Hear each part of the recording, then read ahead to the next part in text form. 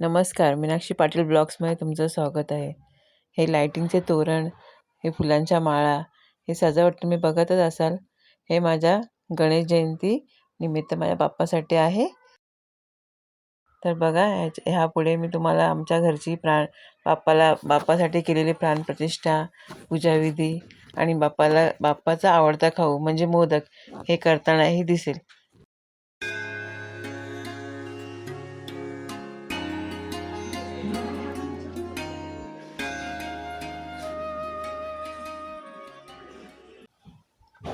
बघा, इथे बनत आहे माझ्या बाप्पाचा खाऊ मोदक.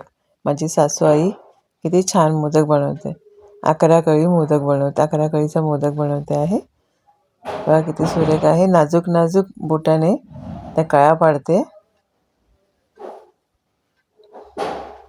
बघा किती छान, अगदी नाजूक हाताने त्या एकही मोडत नाहीत आणि खूप छान अशा हलक्या हलक्या हाताने त्याला आकार देते.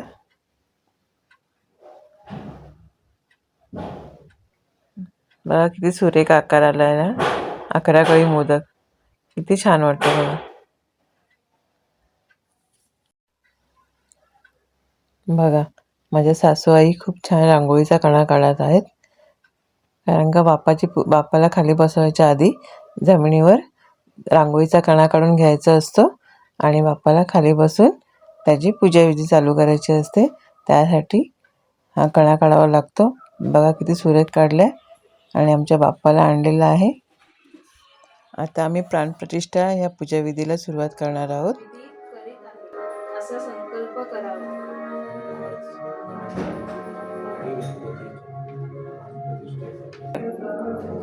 गंध अक्षता वाहून शत्रुबुद्धीचा नाश व्हावा अशी परमात्माजवळ प्रार्थना करावी.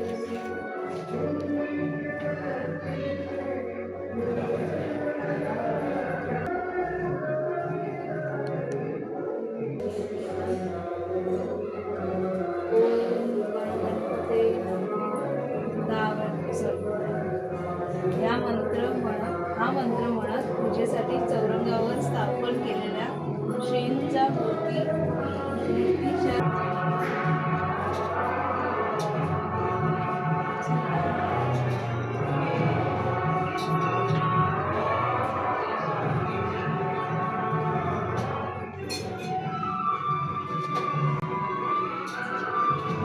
हृदयावर छातीच्या मध्यभागी उजव्या हाताच्या बोटांच्या टोकांनी स्पर्श करून या गणेश मूर्तीमध्ये प्राण ओतले जावे.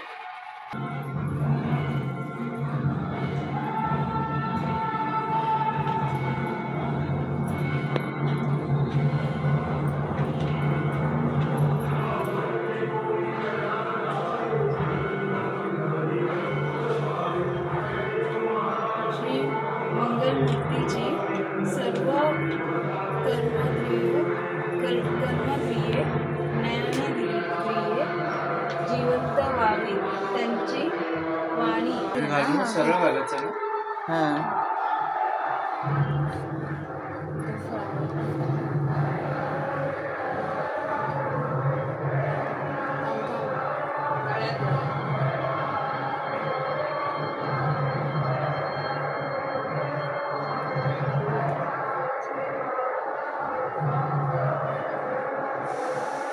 राहू दे, असं श्वासच राहू दे. छान हा, तर पेढ्याचा एक प्रसाद घे. लावून थोडं पुठ्ठ्याच्या जवळ.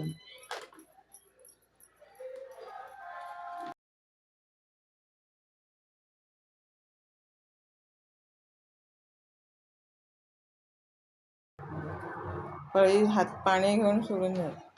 पळी सोडली. हां, तिथे पुस्तक काढ बाजूला.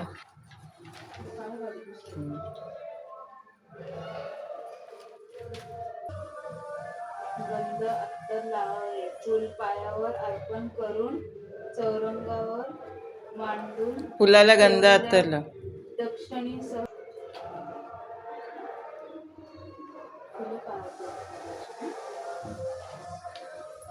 लावला अत्तर वगैरे.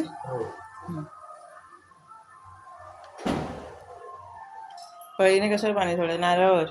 हा, विडा, फळे, नारळ सगळ्यांवर, यावर पळीने पाणी सोडून श्री गजाननाला अर्पण म्हणजे करावे. नाही नाही, एकदा घे आणि सगळ्यावर असं कर. हातावर घेऊन सोडायचं असतं. हा, मग पळीनेच हातावर घ्यायचं असतं.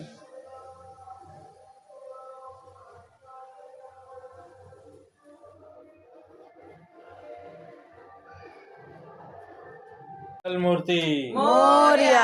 सुखकर्ता सुखहर्ता वार्ता विघ्नाची, पूर्वी पूर्वी प्रेम कृपा जयाची, सर्वांगी सुंदर उपशेंदुराची.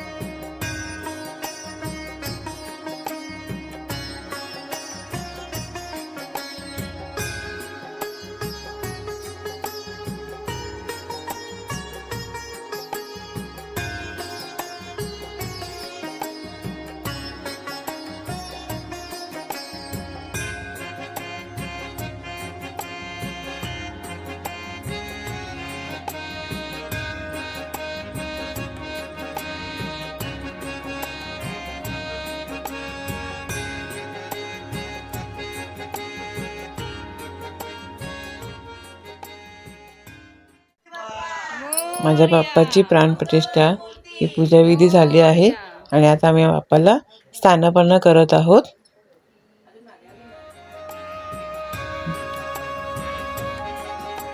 माझा बाप्पा स्थानापन्न झालेला आहे आणि आहे बाप्पाची केलेली आरस.